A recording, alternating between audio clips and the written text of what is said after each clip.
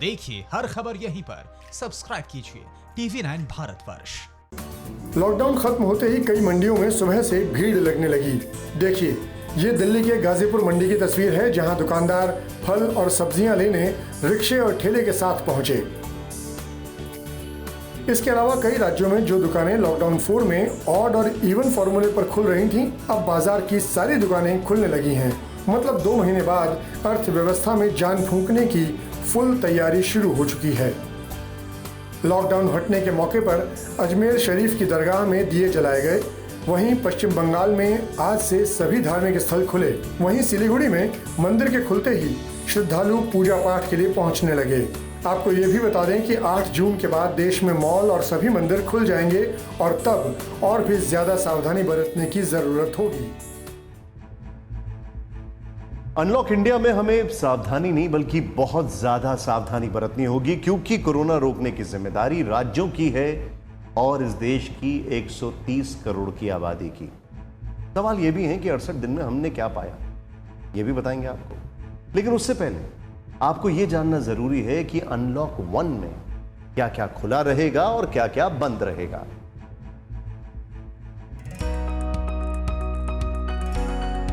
करीब 2 महीने तक ठहरी अर्थव्यवस्था को पटरी पर लाने के लिए पहले धीरे धीरे लॉकडाउन में ढील दी गई और अब देश को अनलॉक करने की प्रक्रिया शुरू कर दी गई है।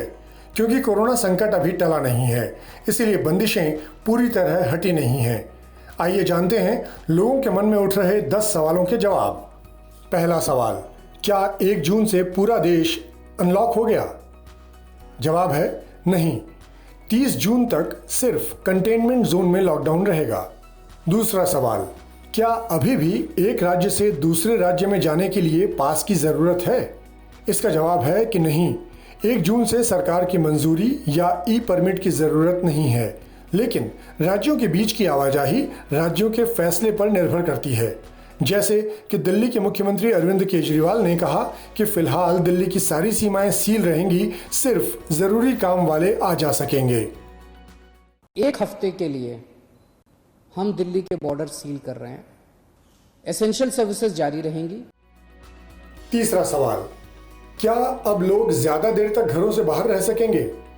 जवाब है हाँ, सुबह 5 बजे से रात के 9 बजे तक आप बाहर निकल सकते हैं, जबकि पहले शाम 7 से सुबह 7 बजे तक बाहर निकलने पर पाबंदी थी। चौथा सवाल, क्या अनलॉक 1 में धार्मिक स्थल खुलेंगे?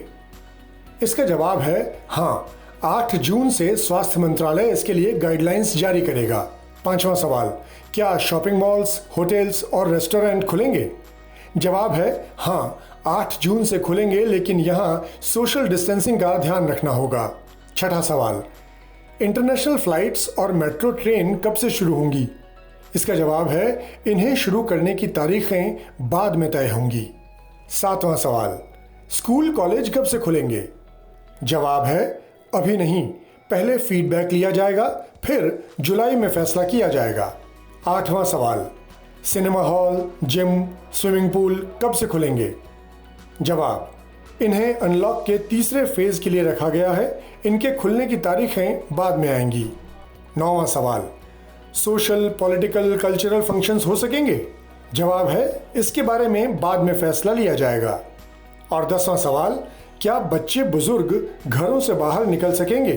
तो जवाब है कि 65 साल से ऊपर के बुजुर्ग, 10 साल से नीचे के बच्चे, गर्भवती महिलाएं और बीमार लोगों को बाहर नहीं निकलने की सलाह दी गई है। फिक्र आपकी, सोमवार से शुक्रवार रात 9 बजे सिर्फ TV9 भारतवर्ष पर।